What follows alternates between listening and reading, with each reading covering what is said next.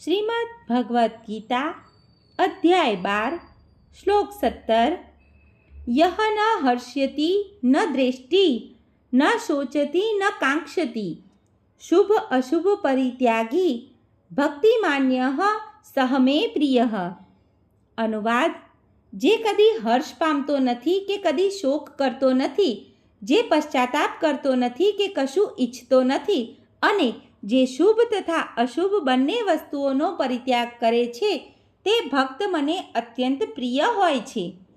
ભાવાર્થ: શુદ્ધ ભક્ત દુન્યવી લાભથી હર્ષ પામતો નથી કે નુકસાન થવાથી દુઃખી થતો નથી. તે પુત્ર કે શિષ્ય પ્રાપ્ત કરવા માટે બહુ આતુર રહેતો નથી કે તે પ્રાપ્ત ન થાય તો દુઃખી થતો નથી.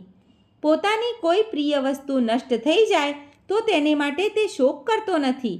તે જ પ્રમાણે ઈચ્છિત વસ્તુ નહીં મળવાથી તે દુઃખી પણ થતો નથી. તે સર્વ પ્રકારના શુભ, અશુભ તથા પાપ કર્મોથી પર રહે છે. તે પરમેશ્વરની પ્રસન્નતા અર્થે સર્વ પ્રકારના જોખમ ખેડવા તૈયાર રહે છે. ભગવાનની સેવા કરવામાં તેને કોઈ પણ પ્રકારનો અવરોધ અટકાવી શકતો નથી.